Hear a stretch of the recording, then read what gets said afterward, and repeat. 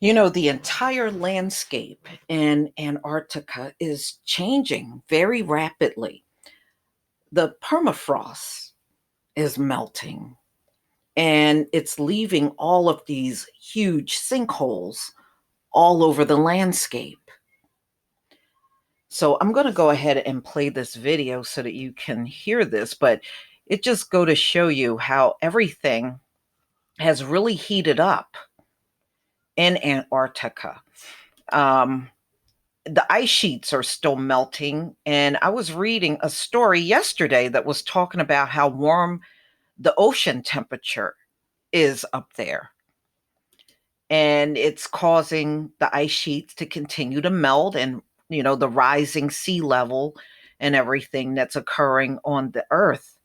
But wow, I don't think they were expecting it to be quite this quick, with all the melting that's going on there. But I'm going to go ahead and play this video for y'all. In Climate Watch, rising temperatures are causing alarming changes in the Arctic. That's according to the 2019 Arctic Report Card, which was released Tuesday by the National Oceanic and Atmospheric Administration. The report reveals rapidly melting ice sheets. Thawing permafrost and rising sea levels are all putting ecosystems and communities at risk.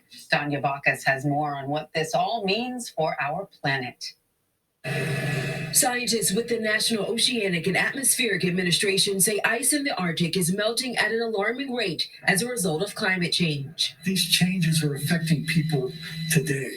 According to the agency's annual report card, average temperatures in the Arctic were the second highest recorded since 1900, when record keeping began. The bigger picture reveals significant warming trends and average sea surface temperatures across nearly all of the summer ice-free regions of the Arctic. The unprecedented warming and low levels of sea ice is endangering marine species and commercial fisheries. There's less and less snow, and there's less and less ice. And that means trouble, not only us hunting and fishing, but the animals that we depend on. New research also finds Greenland's ice sheet is melting 7 times faster than in the 1990s. The ice loss could contribute to widespread coastal flooding in the years to come. Danya Bacchus, CBS News, Los Angeles. CBS News climate change and weather contributor Jeff Baradelli joins me now on set. Jeff, this is really scary. So land surface temperatures in the Arctic, correct me if I'm wrong, are the highest that they've ever been right now? Yeah, so this year they were tied for the second highest. Okay. The highest was back in 2015, 2016 during an El Nino.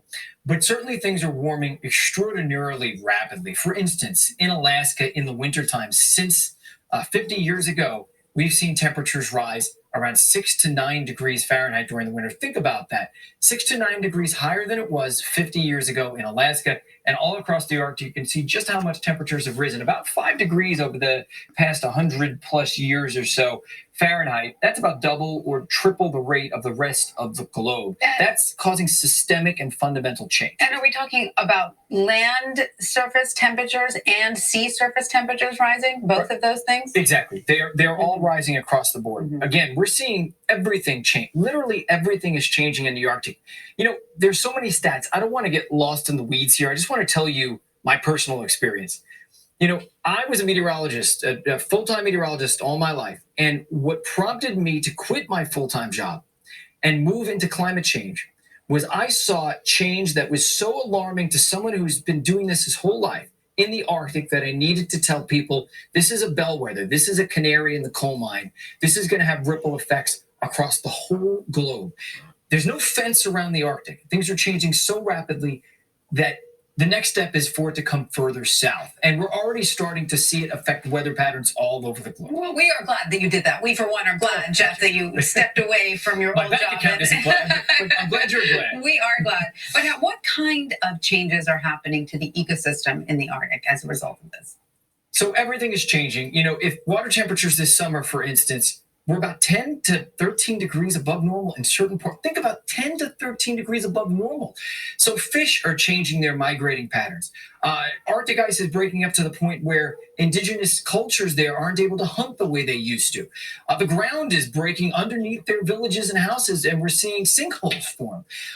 It is change that is transformational to the point where these indigenous cultures will not be able to pass along their culture to their children. Right. And again, this has ripple effects all over the world, because when you have that much warming in the Arctic, you change storm tracks and jet streams, and you amplify natural patterns to the point where, you make heat waves worse. You could sometimes stall storm systems where they just sit there for days and cause more flooding. I, for one, in my opinion, and again, I've been doing this a long time, think that the bomb cyclone that happened in the Midwest last spring and last winter was likely enhanced by Arctic amplification, by this crazy warming that's going on in the Arctic, because we get these standing wave patterns. Can make droughts worse, because if you're stuck in a drought, you're stuck in a drought for a longer period of time. If you're stuck in a heat wave, you're stuck in a heat wave for a longer period of time. I think a lot of scientists would agree with you on that. Now, the world's second largest body of ice, the Greenland ice sheet, is melting faster than scientists can keep up with, right? Tell us what's happening there. So since the 1990s, we've seen the rate increased by 7 times, the melting rate in Greenland. And in addition, we have projections about all kinds of parameters in climate into the future. And one of those is for Greenland. And we have a range at how fast Greenland is supposed to be melting. Well, it's melting at the very high end of the projected range, which could very well mean that we see even more sea level rise. So estimates are that in the future, by 2100, we could see a couple to a few feet of sea level rise. High-end estimates are up near 6-ish feet or more, depending upon how stable Antarctica and Greenland are. Well, if Greenland's melting on the high end of that range, we could end up at the high end of that range. It's possible. It's very uncertain as to how far climate change is going to cause sea levels to rise, but a couple to a few feet will inundate hundreds of millions of people all over the world. That works its way south, of course, the rising sea levels. Absolutely. No, Yeah. The water immediately reacts. So Right. the ocean level goes up almost immediately. Yeah. All right. So I just want to switch topics a bit to talk about something a little bit more immediate, this winter storm that is coming out of the Midwest. What can you tell us about that? So, this is not going to be a big snowmaker. So overnight tonight, around midnight or just after that, the rain will begin to turn to snow along I-95. So from Washington to Philly to New York to Boston. It's not going to be a big snowmaker. It'll be a lot less, I think, in DC than it'll be further north. And during the morning commute, it could be actually coming down very heavy, but only for a few hours. The snow window is only going to be 4 to 6 or 7 hours or so.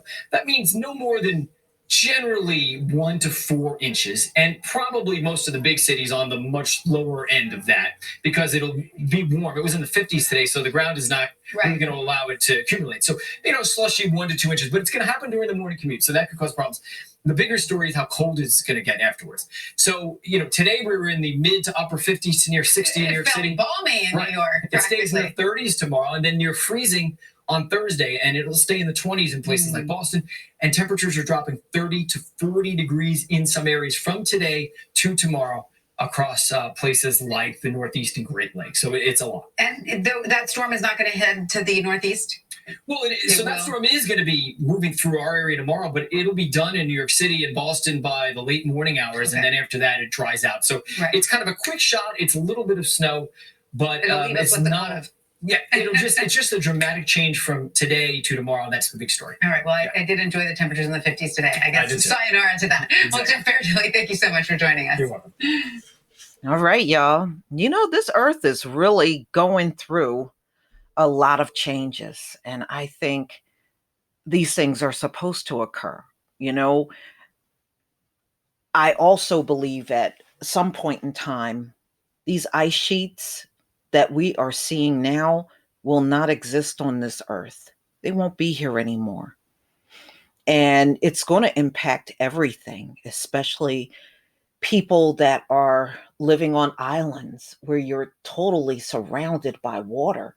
It is going to completely either put the island underwater, or part of the landscape on many of these islands will be gone. And yes, I really believe we're heading in that direction. How do you not see that this melting is happening for a reason? And I think the earth will be fine even if there are no ice sheets on it. It'll give, in some areas, it'll probably give you more land, you know, and in some areas, it's going to take a lot of land. But one way or another, y'all, I never thought I would see the day where the the permafrost, I meant, was disappearing. Something that's probably been on the ground for thousands of years, and now it is just completely disappearing. And you can see the sinkholes from aerial shots. Wow.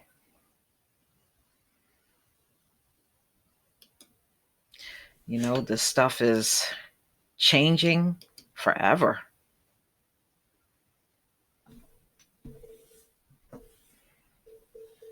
It certainly is going to look very different in certain parts of the earth because of this.